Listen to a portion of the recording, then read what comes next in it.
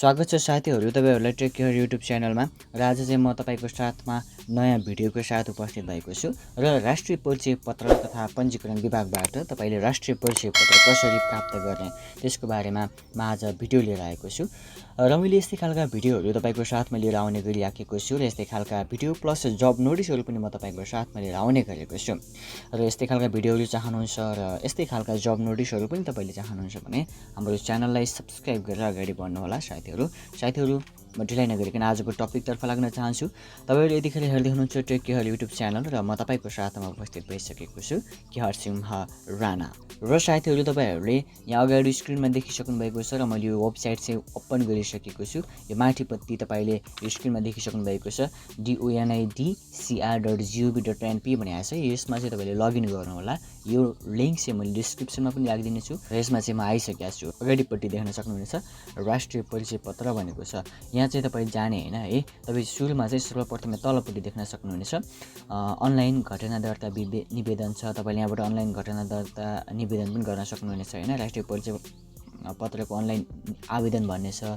यो चाहिँ तपाईले राष्ट्रिय परिचय पत्रको आवेदनमा क्लिक गर्नु होला। यहाँ क्लिक गरिसकेपछि तपाई यहाँबाट प्रोसेस भएर अगाडि जानुहुनेछ है। मैले चाहिँ डबल ट्याप गरिसकेपछि यतातिर यहाँ आइसके है। यहाँ आइसकेपछि तपाईले यहाँबाट अब अगाडि जाने हो। लगइन फर सर्भिस प्रोभाइडर भनेको छ। सर्भिस प्रोभाइडरको लागि जाने होइन हामी चाहिँ अब लगइन फर इन्डिभिजुअलमा चाहिँ तपाईले ट्याप गर्ने हो। यसमा चाहिँ लगइन गर्नु होला र लगइन गरिसकेपछि यहाँ तपाईले आफ्नो फोन नम्बर राख्नु होला। मैले चाहिँ आफ्नो फोन नम्बर राखेँ र फोन नम्बर राखिसकेपछि can not proceed mobile number should be equal 10 भनेको छ। यसमा चाहिँ तपाईको मोबाइल नम्बर चाहिँ 10 नम्बर गर्नुपर्छ भनेको छ। बीचमा कुनै ड्यास नराख्नु होला है।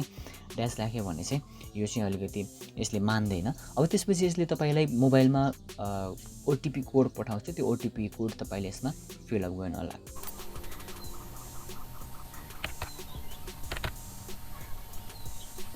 सिम्पली तपाईले कोड राखिसकेपछि यो पेजमा आउन सक्नुहुनेछ। यहाँ चाहिँ तपाईले यो कुनै पनि यसमा चाहिँ अलिकति अन्यलमा चाहिँ तपाई पर्नु भएन।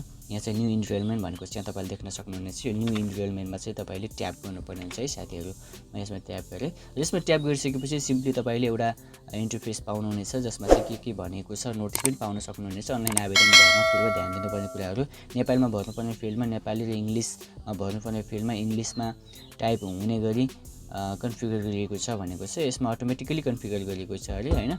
एज लागेको ठाउँमा चाहिँ तपाईले डकुमेन्टहरु प्रोभाइड गर्नुपर्ने हुन्छ।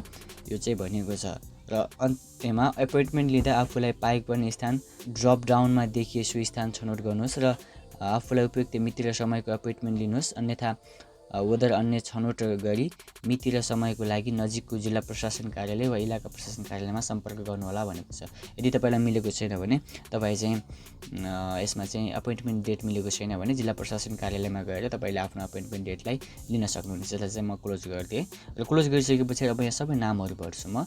यसमा चाहिँ तपाईले आफ्नो नेशनल कार्डमा चाहिँ युनिकोड भएर तपाईले जस्तै नेपालीहरुमा लेख्नुहुन्छ नि त रोमन नम्बरमा लेखे अनुसार तपाईले यसमा लेख्न सक्नुहुनेछ।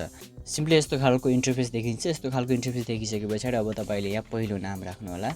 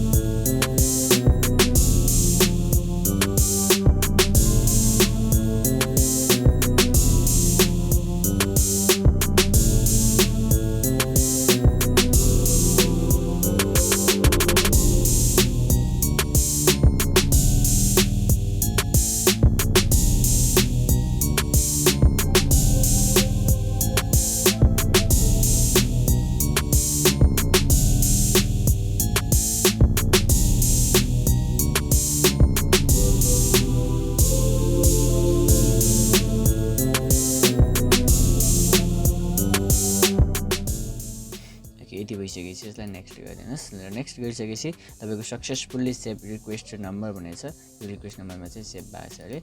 अब चाहिँ तपाईँको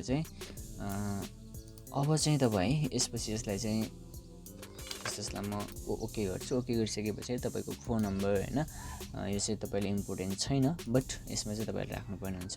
मैले चाहिँ यसमा चाहिँ फोन नम्बर चाहिँ यसमा प्रोभाइड गरिदिन्छु। यसमा मैले अघि लिएको थिएँ।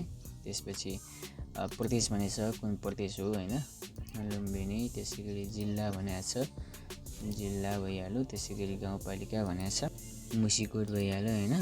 मुसिकोट भइहाले पछाडि तपाईँको चाहिँ वार्ड नम्बर भनेको छ। अब वार्ड नम्बर चाहिँ कति हो त है, 09 राखेँ मैले। टोल चाहिँ अब यहाँ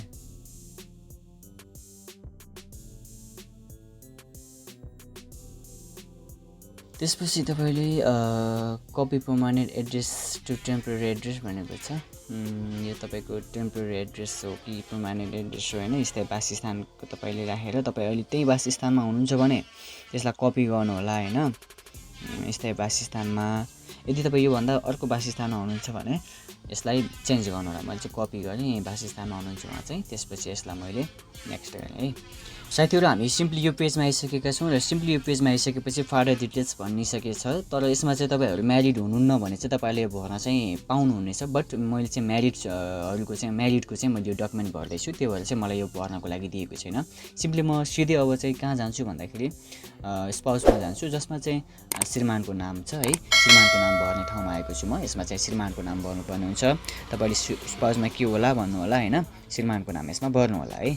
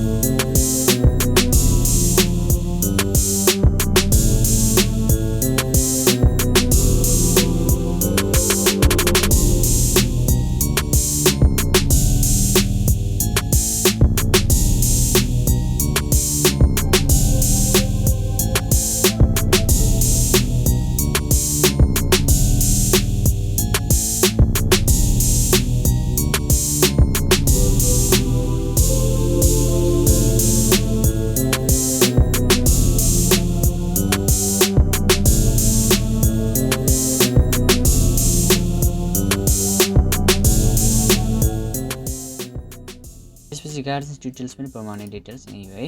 यति डिटेल्स तपाईँले सबै भरिसके पछाडि यसमा टिक लगाइदिनु होला। टिक लगाइदिइसके पछाडि यसलाई चाहिँ सिम्पली यसलाई नेक्स्ट गर्नु होला है।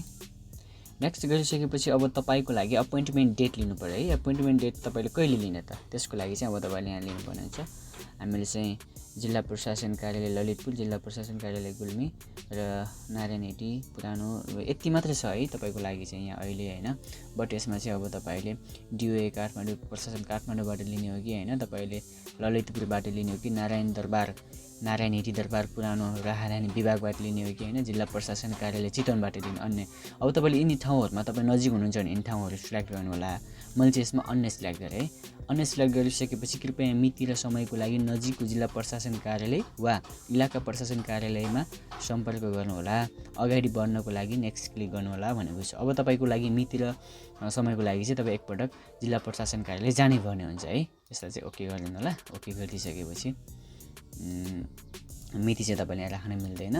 अब चाहिँ यहाँ यसलाई चाहिँ फेरि अन्य नै गरिदिएँ मैले। त्यसपछि ओके र त्यसपछि यसलाई चाहिँ नेक्स्ट गरिदिएँ मैले। नेक्स्ट गरिसकेपछि एपोइन्टमेन्ट, अब यसमा चाहिँ तपाईँलाई प्रदेश भइहाल्यो होइन, एपोइन्टमेन्ट डिटेल्स भइहाल्यो। यो चाहिँ अलिकति छैन यसमा, यो चाहिँ हामीहरूको लागि अन्य छ। त्यो भएर अब चाहिँ नाम हेर्नु होला, नाम सरस्वती चेक गर्नु होला होइन। नाम, नागरिकता नम्बर, जन्म मिति होइन, सबै डिटेल्सहरू तपाईँले एकपटक राम्रोसँग चेक गर्नु होला, सरस्वती चेक गर्नु होला। यदि मिस्टेक छ भने चाहिँ तपाईँले फेरि पनि फिलअप गर्दा हुन्छ है, सच्याउँदाखेरि हुन्छ। फाइनली मैले चाहिँ चेक गरिसकेको छु। यो चेक गरिसके पछाडि सबै ठिक जस्तो लागेको छ मलाई, ठिकै छ होइन। ठिक भइसके पछाडि तपाईँले यसलाई फाइनली सबमिट गर्नु होला। सबमिट गरेँ मैले। आर यु स्योर भनेको छ है। के तपाईँ साँच्चै यसलाई सबमिट गर्न चाहनुहुन्छ भनेको छ। अनि on submit you will not be able to edit this application. यदि तपाईँले यसलाई सबमिट गर्नुभयो भने यसलाई एडिट गर्न पाउनुहुन्न भनेको छ है। मैले चाहिँ यसलाई सिम्पली ओके गर्छु है। ओके गरिसके पछाडि अब यसमा चाहिँ तपाईँलाई यस्तो खालको यो एउटा विवरण दिन्छ। नेपाल सरकार राष्ट्रिय परिचय पत्र पञ्जीकरण विभाग भनेको छ। राष्ट्रिय परिचय पत्रको लागि अनलाइन आवेदन फारम भनेको छ है। आवेदन नम्बर भनेको छ यो आवेदन नम्बर हैन। त्यसपछि यो तपाईँको सबै डिटेल्सहरू भइहाल्यो र सबै डिटेल्सहरू तपाईँले भरिसके पछाडि र यहाँ चाहिँ के भनेको छ, कृपया मिति र समयको लागि नजिकको जिल्ला प्रशासन कार्यालय वा इलाका प्रशासन कार्यालयमा सम्पर्क गर्नुहोला भनेको छ। राष्ट्रिय परिचय पत्रको लागि आवेदन दिँदा आवश्यक कागजातहरू नेपाली नागरिकताको सकल प्रमाणपत्रको प्रतिलिपि अनिवार्य, नागरिकताको प्रमाणपत्र जारी नखुलेको हकमा सो प्रमाणपत्र, बसाइसराई गरेको हकमा बसाइसराईको प्रमाणपत्र, विवाहित र नागरिकताको पति पत्नीको उल्लेख नभएमा विवाहित दर्ताको प्रमाणपत्र, सकल र अन्य नातागोता, राहदानी लिएको हकमा राहदानी पनि चाहियो है। यो सबै चाहियो तपाईँको लागि। त्यसपछि यसलाई अब मैले यसलाई प्रिन्ट भनेको छ, यसलाई चाहिँ म टक्क लाएर यसलाई सेभ गर्छु। यो पनि लगेर जानुपर्छ तपाईँले है। यो पनि लगेर जानुपर्ने भएको हुँदाखेरि यसलाई चाहिँ तपाईँले अब सिम्पली डाउनलोड गर्नुहोस्। सिम्पली तपाईँले यसलाई प्रिन्ट आउट गरिसके पछाडि तपाईँ अब जानुपर्ने भयो कि इलाका प्रशासन कार्यालय अथवा जिल्ला प्रशासन कार्यालयमा तपाईँ जानुपर्ने भयो। यसरी तपाईँले यो रजिस्ट्रेसन नम्बर चाहिँ तपाईँको आवेदन नम्बर छ, आवेदन नम्बरलाई एकदम सुरक्षित राख्नु होला है साथीहरू। र तपाईँले यो आवेदन नम्बरबाट नै तपाईँले आफ्नो राष्ट्रिय परिचय पत्रको नम्बर प्राप्त गर्न सक्नुहुनेछ साथीहरू। र यसको लागि तपाईँले यो आवेदन नम्बर रहेको छ तपाईँको, रजिस्ट्रेसन नम्बर हो यो तपाईँको। यो रजिस्ट्रेसन नम्बरलाई तपाईँले आफ्नो मोबाइलको म्यासेज बक्समा गएर सिम्पली तपाईँले त्यहाँनिर म्यासेज बक्सको नम्बर हान्ने ठाउँमा चाहिँ 30001 भनेको 3301 टाइप गर्नु होला। र 3301 टाइप गरिसके पछाडि तपाईँ अब तलपट्टि म्यासेज राइटमा जानु होला। म्यासेज राइटमा गइसके पछाडि क्यापिटल लेटरमा एन लेख्नु होला। क्यापिटल लेटरमा एन लेखिसके पछाडि स्पेस दिनु होला। स्पेस लेखिसके पछाडि यो तपाईँको आवेदन नम्बर छ, आवेदन नम्बर लेखेर सिम्पली सेन्ड गर्नु होला। सेन्ड गर्नुभयो भने तपाईँले आफ्नो राष्ट्रिय परिचय पत्र नम्बर प्राप्त गर्न सक्नुहुनेछ। र राष्ट्रिय परिचय पत्र नम्बर तपाईँले प्राप्त गरिसके पछाडि तपाईँले त्यो परिचय पत्र नम्बर लिएर तपाईँले ई-पासपोर्टको लागि अनलाइन इनरोलमेन्ट गर्न सक्नुहुनेछ। अवश्य साथीहरू आजको भिडियो कस्तो लाग्यो, जस्तो लाग्यो त्यसै सल्लाह सुझाव भने प्रतिक्रिया छोड्नु होला। आजको लागि भने भिडियो यति नै। फेरि अर्को भिडियोको साथमा तपाईँको साथमा उपस्थित हुनेछु। अहिले भने बिदा दिनुहोस्। नमस्ते।